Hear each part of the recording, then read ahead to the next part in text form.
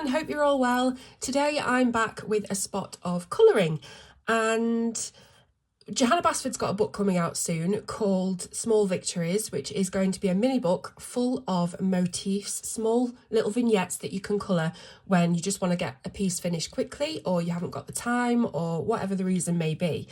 And in that vein, I started looking around for other small victories to see if we could find lots of different small motif illustrations by other illustrators to have a go at. So what I came across was the wonderful illustrator Agatha Pop Illustration.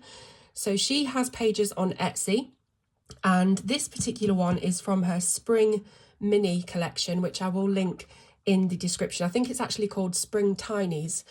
And there are 2, 4, 6, 8, 10, 12, 14, 16, 18, 20. I think there's 24 to colour. There's 4 or 5 sheets that look like this, 24 different images. And I've sort of hand-picked ones that I wanted to colour from each of those pages that come in the bundle and put them all onto one page so that we can have a go at colouring lots of different things. So we've got a terracotta pot, so I'm going to be really excited to try and emulate a weathered terracotta look. We've got a glass jar, which is going to be interesting. I'm not brilliant at colouring glass, but I'll give it a go. We've got an old weathered, well, it doesn't have to be weathered, but I'm looking at doing a weathered, maybe slightly rusty or paint coming off watering can. And then we have a bird box house. So again, I want to really stick with a weathered rustic theme. Anybody can colour these in bright, vibrant tones and just do a blend, which is what I normally do. But I want to try and create something that's got an aged look to it. Then we've got a wicker basket. So that's going to be interesting, colouring some different tones of brown to make that wicker rattan look. And then we've got a mailbox, which again, I'm thinking old, red, rusted, sort of mailbox look. So we'll give it our best go. Today I'm going to start on the watering can. So I'm going to be using Holbein's today, but I'm going to use something different across all of these illustrations, different types of pencils. But I've gone with Holbein today because it had the colours that I was most looking for. So there are things like Black Widow, Prismacolor obviously, Arteza, that may have colours very similar to this, but I looked at all my charts and it was the Holbeins that had the exact sort of tone that I had in mind. So I have gone for the bottle green, Viridian and cobalt green. Now these aren't actually in colour family because, as you might know if you follow me on social media, I've recently created the Holbein 150 pencil colour family chart, and the Viridian is actually over here, whereas the cobalt green and the bottle green are in this family. So the Viridian is from a slightly, I would say a slightly bluer family than this one, but they are going to work well together. It was this cobalt green that I was looking at, and then I wanted something with a little bit of blue in it because this was too green. So I've used the family chart and I've plucked pencils from different families that are still going to work really well together. Then I have the Cool Grey 3 and the Cool Grey 5 for those bits of chipped paint showing the bare metal underneath. So the Cool Grey 3 and 5 are down here. If you want to try and emulate those colours, you can. Just off the top of my head, I'm thinking something like parrot green in your Prismacolors, and in the Black Widows, let me just check. Yeah, so you'd want for the Viridian something over here, Emerald Fizz, Venom, that kind of area. The cobalt green, I don't know if there's anything that's quite that colour in the Black Widows. You could probably try Cat's Eye, but that's the closest you're going to get. So yeah, just look through. If you want to have access to all of these family charts and things for free, there will be a link in the description for that as well. I've put them up on Ko-fi. You can type £0 and download them for free straight away. So let's start off by zooming in on our watering can. And we're going to take our greys first to plot out all of the areas where we want the paint to be chipped. So it's going to look like it's been painted green, but it's chipped away. And then we've got the antique metal underneath. So really there's nothing to this. There's no, particular formula, but I am just going to use the Cool Grey number 5 to sort of plot out bits of chipped paint. And I'm using like a shaky kind of motion to get the edges so it doesn't look too clean. It looks chipped and, you know, something that's happened over time. So I'm probably also going to just put bits in there as well that have still got paint on, so it's not one large area that's been chipped, just again to make it look a bit more realistic. And maybe we'll do some down here. Again, just try and make the lines really organic so that it looks real. There will also be areas, let's go on here, where the edges might be quite clean because like a section of paint has come off, like a square section. So you don't have to do these wibbly wobbly lines all the time. And in fact, the more variety you do, the better. So you can see I've got a very sharp right angle there, but then I've made a wibbly wobbly line underneath, and hopefully, fingers crossed, it will all go with the realism of bits of paint being chipped off.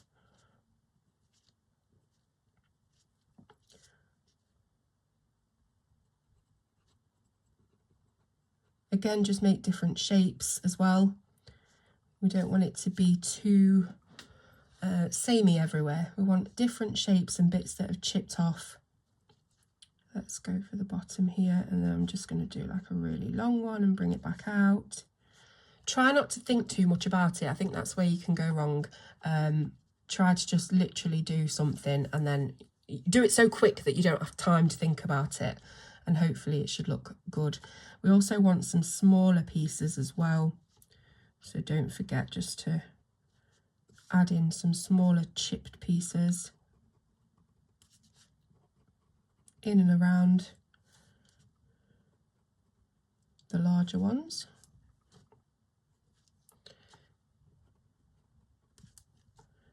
So I'm hoping that that's going to look pretty good. We should do some on the handle as well.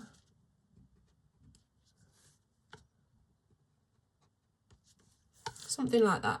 So you've mapped out all of your pieces of chipped paint. And then what we're going to do is we're going to take the Cool Grey 3 and fill those in. So we're not looking to burnish just yet.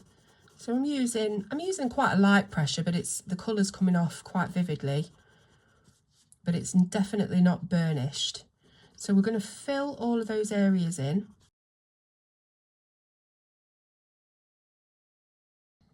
So once you've got all the areas filled in, we're going to go back to the Cool Grey 5 that we started with, and we're going to make the line around the edge a little bit thicker and a little bit darker. And we're going to concentrate on the bottom edge of each of our shapes, so the lowest edge to the bottom of the illustration, because hopefully that's going to give the look of being able to see that this is paint that's sat on top of metal and it's been chipped away, and you can see the layer, you can see the layering of that. So again, just concentrating on the bottom of each bit. Just do a little bit on there as well. And then down here exactly the same, just where the paint would meet the metal underneath. Same here. So you can choose to do it at the bottom or the top of each section, but just doing it on one of those sections rather than both is going to make it look like a bit of a shadow. That's my theory anyway.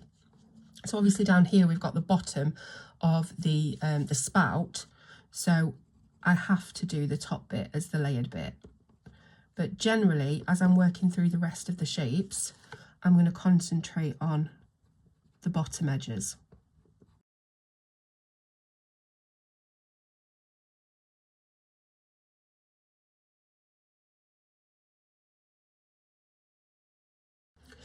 Okay, so hopefully you should have ended up with some patches that look a little bit like this. So we haven't completely outlined it all with the dark Cool Grey 5, but we've done sort of the bottom edges of each section, and then we go back to our Cool Grey 3 and we're going to blend that out.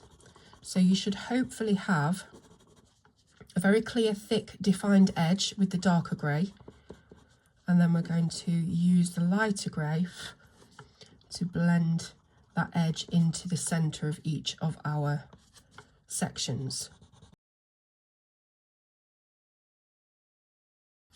Now the great thing about this is you don't have to be perfect and precious with your colouring, because it is a watering can, a weathered weathering can. And we don't need to be perfect. So if you want to just go out the lines and stuff, totally fine. I always do anyway, and I have done on this piece already. So do not worry about that. So we are trying to create the look of it having been sprayed with maybe a matte green paint, and that's kind of looking old and faded. So we're going to start off, strangely for me, with the lightest colour of green, which is our cobalt green. And we're going to give this sort of an all over layer of cobalt green, because this is the lightest of our three greens. And I don't want to lose that lightness, because I do want it to look like it's been out in the weather and the paint has lost its vibrancy. But I also do want to have areas of vibrancy to show variation in the paint. Now this, I haven't even attempted to do a practice run of this whatsoever. I've printed it out and I've come and sat down and put the camera on. So whether or not this works is unknown to both of us. So we will give it a go. These Holbeins are lovely. I do think it depends on the paper you use, which happens with every single coloured pencil brand. The paper makes such a difference. I can't remember exactly which paper I'm using, which is not very helpful, is it? But it is a textured paper stock. So it's probably, it feels a little bit like a mixed media paper, or something made for coloured pencil that has a lot of grain. I wish I could tell you exactly which it is, but I've got a drawer full of single sheets and they're all mixed up. So that really isn't helpful, is it? I'll try and look back on my Amazon purchase history and see if I can figure out which paper I bought. But you can probably see that it does have texture and grain. You can see that showing through because we're not burnishing yet. So we've got an all over layer of this cobalt green. Now I want to sort of slowly build our shadowed areas, and I'm going to do that with the bottle green. So we're going to skip the middle tone and we're going to go for the darker one. And we're going to think about generally where shadowed areas would be, or even where areas on this watering can would have less exposure to the elements. So might have kept the paint a little bit darker and not bleached from the sun and things like that. So areas that might be a little bit protected by the shape of the watering can. So for example, here we've got the spout. Now underneath the spout on the arm, I would imagine would be quite protected, because this is such a narrow area and then we've got such a wide sort of umbrella over it, and it will probably have protected it a bit. But as for technique with the colouring, I am not being smooth or soft or trying to blend it too much. I really do want to have a look of, I keep saying weathered, I'm trying to think of another word. It's kind of like shabby chic. You remember when everyone went mental for shabby chic furniture a few years ago, and everybody was painting and decorating their furniture with like chalk paint, and it was supposed to look distressed. That's the word I'm looking for. So that's what I'm going for here. So I'm not going to do anything that looks too perfect, and that is on purpose.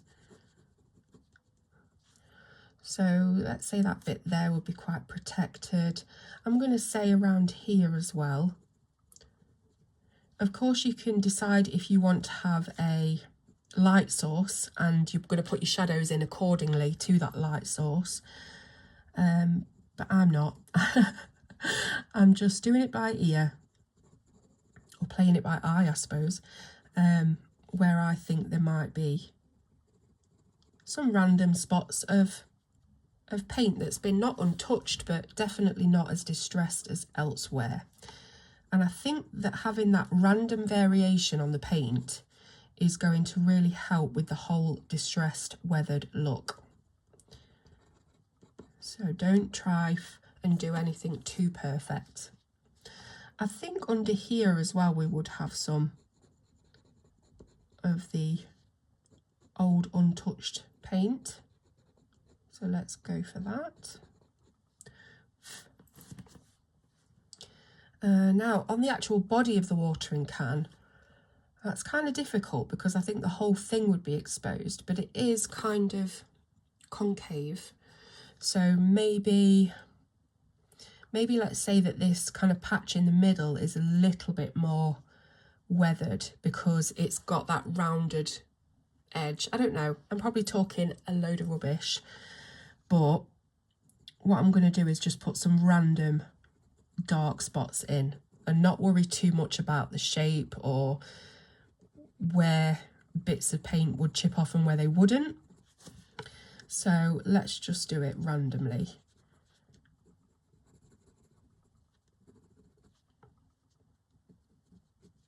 Let's do a little bit at the bottom, but not all the way, so you can see that it's not, we haven't got like a whole strip of green. I feel like it should be quite varied in how much has chipped off.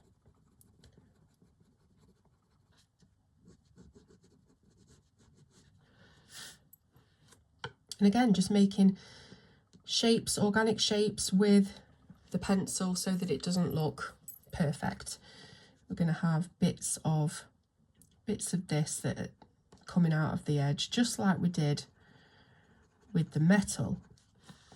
However, we are going to make the edges of that a little bit softer so that it doesn't look like patches that will be separate from the other greens, because this is all one coat of paint. We're just trying to distinguish areas that are a little bit darker than others.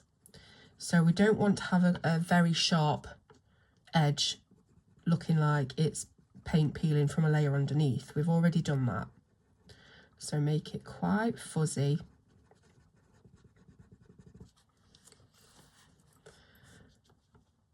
And just keep going really, any way you want. I'm just going to put some down here because I sort of made a similar shape to what we have going on here, and I think that's just something that you do by accident because you're sort of looking at what you've got around you, but really we do want to make it different. Let's make it quite large from top to bottom of this section. We'll have a bit of this bottle green.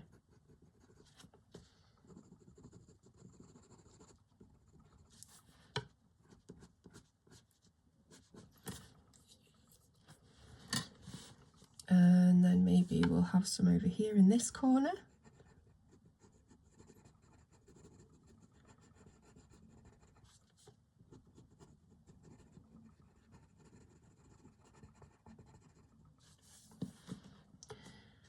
And I'm really hoping that it looks very random, the patches, and sort of well composed, so there's not too much in one area. Let's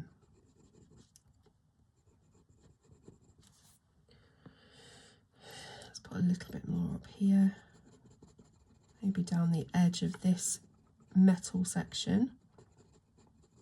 Again, just keeping it fuzzy, and not to forget the handle, which again would probably have a little bit more of a perfect paint job in those areas where it's protected by the other parts of the watering can.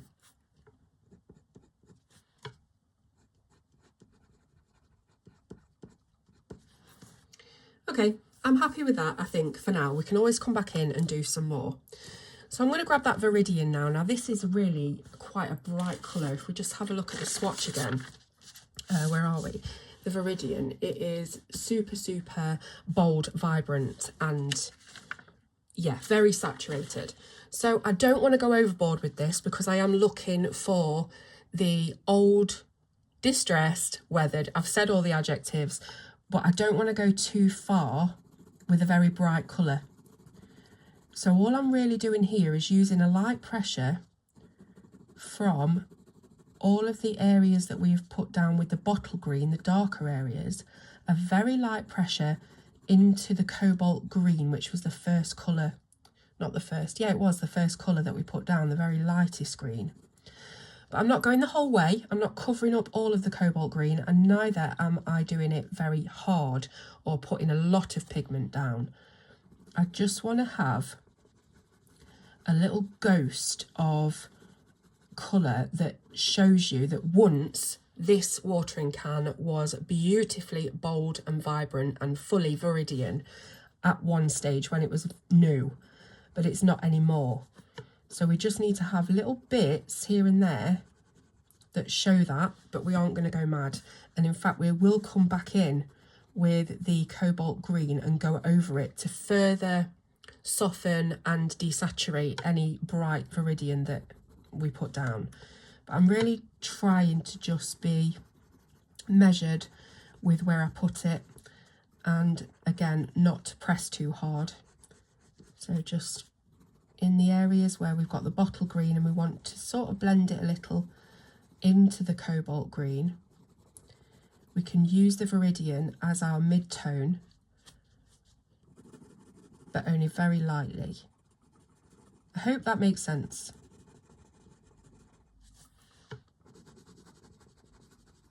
I'm probably using 300 words when I could just use 10 to describe what I'm doing. But that's just me. I either talk too much or not enough. But I must say I have missed filming some tutorials, and just seeing these little vignettes, these little motifs, really inspired me to come on and do a bit of colouring. Now, I'm not going to colour the flowers on camera. A few weeks ago, I made a post on social media that said that I was starting to feel a little bit like sometimes colouring was getting to be a chore because I was doing it for the channel and solely for the channel. And I couldn't really sit back and enjoy the colouring that I just wanted to do for me.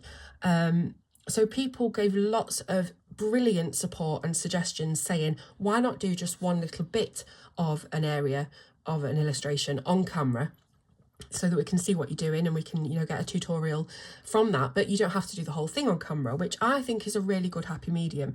So I'm not going to colour the entire thing. I'm not going to colour the flowers. You've seen me colour flowers a million times, and there's so many different ways to do it, and it's kind of boring now, to be honest, like flower tutorials. Unless you are absolutely amazing at colouring realistic flowers, you're just going to fill these in with a blend, aren't you, to be honest? So I really wanted to focus with this on the different types of textures that we can achieve.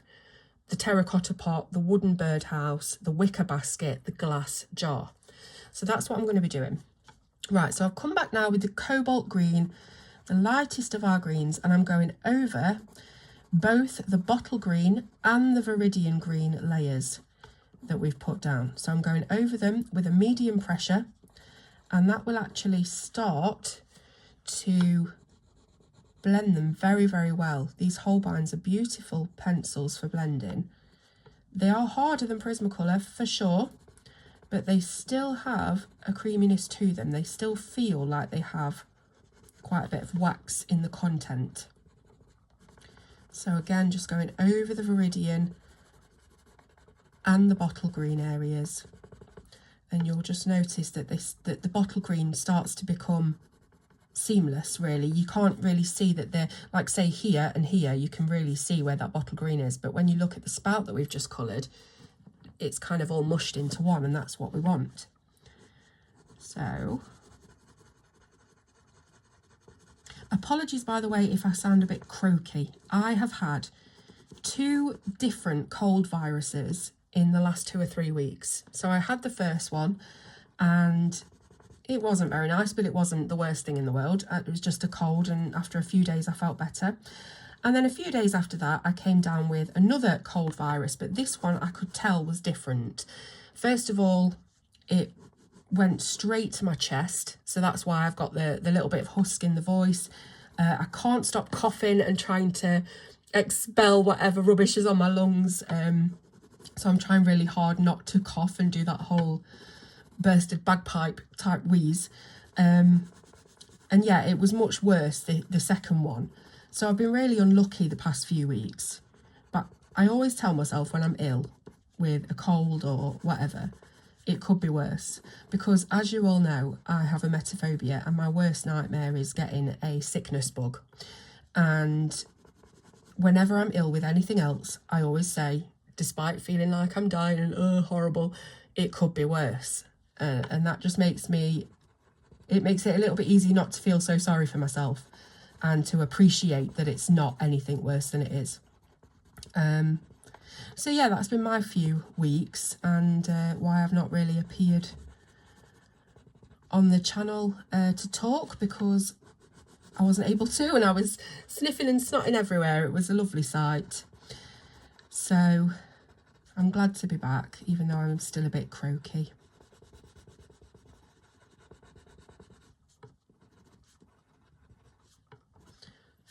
You see how we've blended the bottle green areas, but we have still got some areas left that are the original layer of this cobalt green. We haven't gone completely over all of the cobalt green. We have mostly tried to go over the bottle green and the viridian to blend it. So we're using this as our blending colour, but we're not filling in every single instance of the cobalt green, and that is because we are going to use some white, and this is going to help with the weathered look. Now I've got a Prismacolor white. I have got Holbein white, and the Holbein soft white is super soft, but I've got this to hand, so we're going to go with the Prismacolor white. It is one of the best whites you can get, and that's when we're going to come back to these areas of the one layer of cobalt green, and we're going to blend those out. So we're always using a lighter colour to blend out a darker one. And despite the cobalt green being very light, it is not as light as white. So we're going to use the white to blend that out. And that is also going to give us the softness of a weathered look, so that, again, we don't have any vibrant colour on this.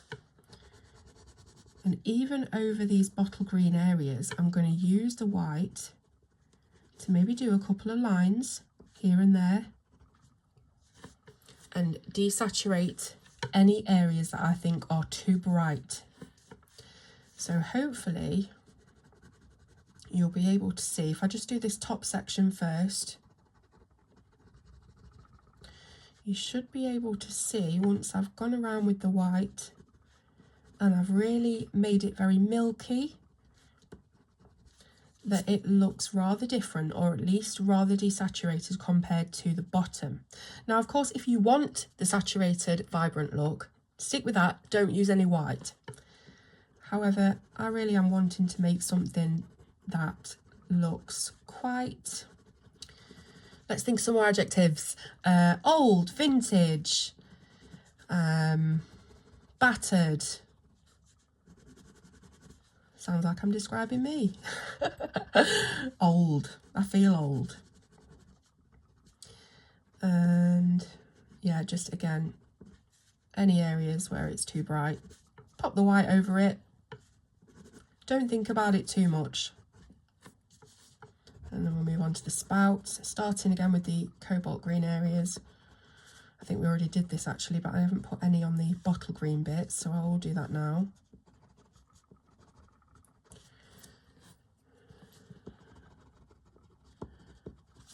And just take a look back and assess every so often if you've got any areas that look a bit too bright that you want to add some more white to.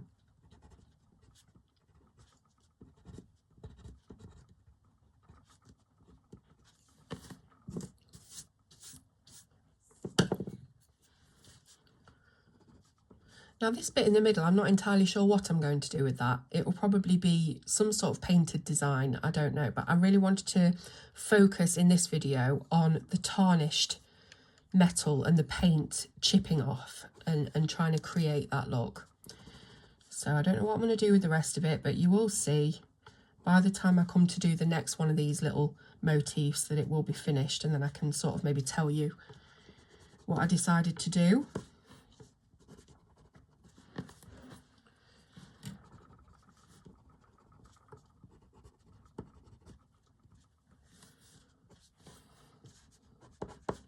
Okay, I'm going to say that that is around about where I wanted it to be. I still want to put a little bit here because I feel like it's too green. Yeah, so I'm going to say that that is done, but I do want to put some white gel pen on the metal bits because that is going to make it look even better. So I'm just going to firstly test this pen out that I got from a friend in America. It's the Pilot Juice 0.5 white, and it is really, really, really fine, but I don't know whether it's going to be bright enough to show metal like I really want it to. It'll probably be perfect for highlights in hair because it really feels like a hair's breadth width of nib, but I do think it probably will be slightly too fine. So let me see what I can pull out. I've got an Arteza 0.8. Let me see if that's any better. It's a little bit clogged at the end. Need to do some scrap paper. Gel pens are the bane of my life sometimes, I swear. Let's do it on the edge here. Let's try again. No, it doesn't want to play on top of the wax. Okay, so what am I going to resort to now? I think I might have a paint pen. Yep, here we've got an Artistro paint pen, which is a little bit more reliable than gel. So let me just pump it out and do the preparation. So this is a bit thicker, which is not ideal because I don't want an awful lot of white. But I'm just going to put a few bits on these areas of metal. And I'm hoping that this will make it look like it's metal peeking through, and that the white has also helped, the white pencil has also helped mattify the rest of it, so it looks like we've got metal on paint, or paint on metal rather. So I'm just doing bits here and there. I probably could have done a better job of this if I'd have planned it a bit more maybe, because it's not looking as realistic as I was hoping. But then again, I've got no qualms about saying that I'm not a realism colourist. So I think if we have coloured the rest of it, it will make a lot more sense to the eye and it will blend in a bit better and look like it's supposed to look. But probably because all the other things on the illustration aren't coloured, it looks kind of odd. Just wondering if there's anything else I can do to improve. Maybe if we grab that Cool Grey 5 again, which is the darkest of the greys, and with a very sharp edge, we can just add a few little blemishes within the grey area that's going to counterpart the white paint that we've just put on and give it a bit more texture and a bit more of a speckled metal antique finish look underneath. Because do they not make watering cans with, like, I've seen one that looks like when you put pieces of wood together and you squeeze them together and make like a plywood sheet, and you can see the chips of the different wood. I'm sure I've seen watering cans that look like they're made of chips of different metal, dark and light. I could just be talking rubbish, but I'm sure I have seen that. So I'm just going to add some little bits of this grey. I could do with sharpening again. I want this to be quite sharp.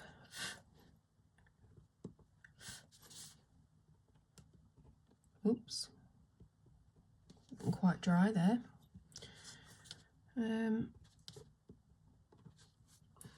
I don't know if that's making any difference. This keeps crumbling. It's annoying.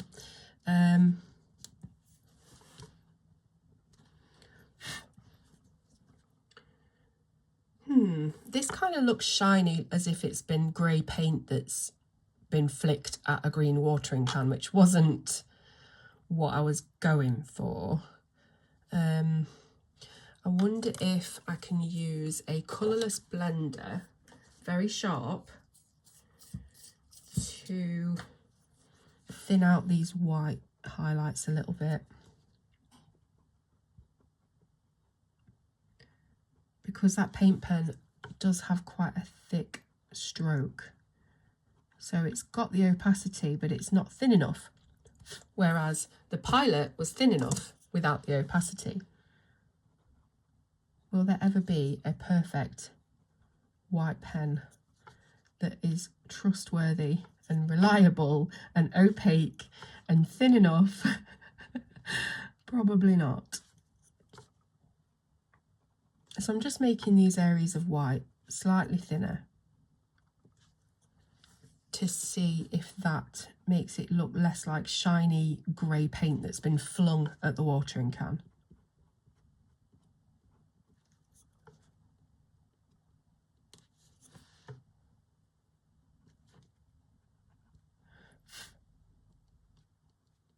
So I have got a colourless blender here, which means we're not making any difference to our colours, but we're just using it as a scraper basically, and it's easy to sharpen it to the point that we need.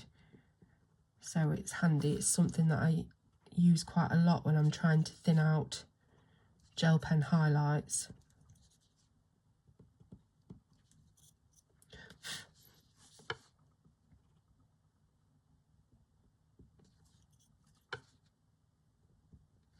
Or if you've got any gel pen that's gone in areas you didn't mean for it to go, you can clean it up with this. It's quite a good tip.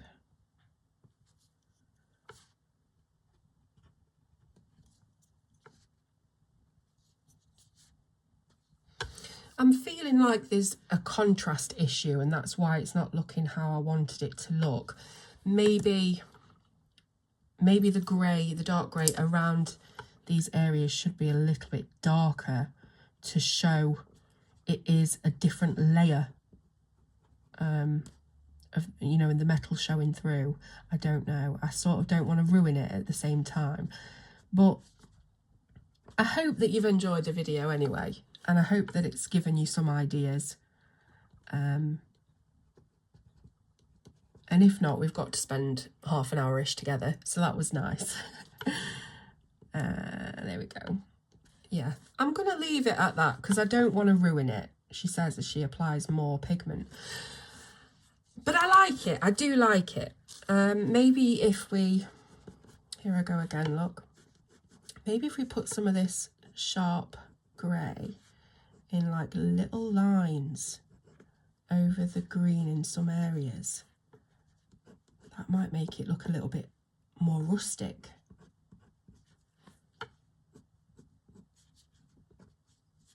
I don't know, what do you think? Can you even tell?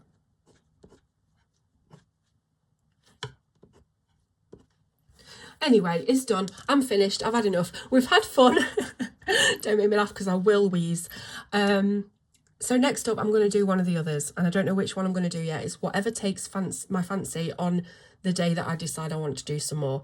I'm not saying that I'm definitely going to finish all of these, because I know that if I do and I make it into a series and I make it a whole big thing, that I will lose interest and not finish it. So this is what you've got for today. I hope you've enjoyed it. It is a little bit of a mess, but I like it. So I will see you soon on Colour with Claire.